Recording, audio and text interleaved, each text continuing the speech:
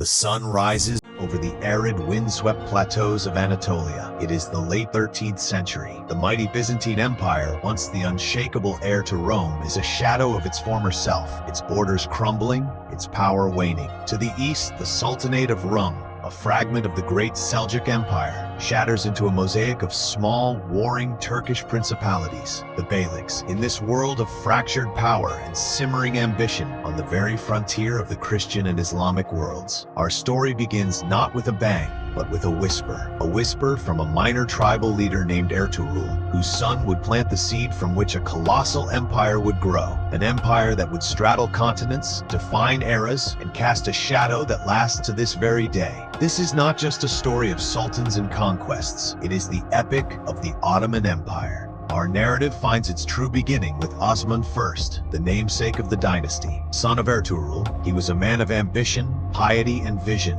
leading his small Ghazi principality from the town of Soğut. The Ghazis, frontier warriors for Islam, were driven by a combination of religious fervor and a desire for plunder and new lands. Osman's reign was marked by a series of shrewd, relentless campaigns against his Byzantine neighbors, but it was more than mere warfare. It was the careful laying of a foundation. A pivotal moment, shrouded in legend, tells of a dream. Osman dreamed of a great tree sprouting from his navel, whose shade covered the entire world, with mountains rising at its roots and rivers flowing from its base. A holy man interpreted this as a divine prophecy. Osman and his descendants were destined to rule a universal empire. This powerful myth of divine sanction would become a cornerstone of Ottoman legitimacy for centuries. Under Osman and his son Orhan, the fledgling state began to take its definitive shape. The capture of the key Byzantine city of Bursa in 1326, just after Osman's death, provided the nascent empire with a capital, a center of trade, and a symbol of its rising power. Orhan established the first Ottoman silver coin and began to formalize the institutions of state. Perhaps his most revolutionary innovation was the creation of the Janissary, the Janissary Corps. This was the devshirme, the collecting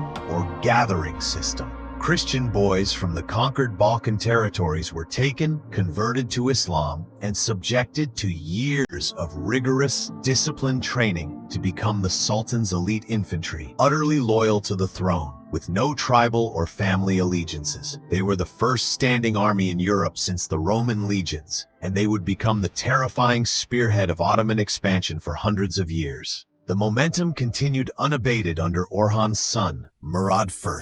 He took the title of Sultan, cementing the dynasty's sovereign status. His armies pushed deeper into the Balkans, and at the fateful Battle of Kosovo in 1389, the Ottomans shattered a coalition of Serbian princes. It was a glorious victory, but a costly one. Murad I was assassinated on the battlefield, becoming the first Ottoman ruler to die in combat. His son Bayezid I, known as Yildirim, or the Thunderbolt, ascended to the throne with lightning speed and pursued his father's aggressive policies with terrifying efficiency. He besieged Constantinople for the first time, laid waste to Crusader armies at Nicopolis, and consolidated Anatolian territories. The Ottoman beylik was now a formidable empire, but Bayezid's ambition drew the attention of a storm from the east, the Turco-Mongol conqueror, Timur.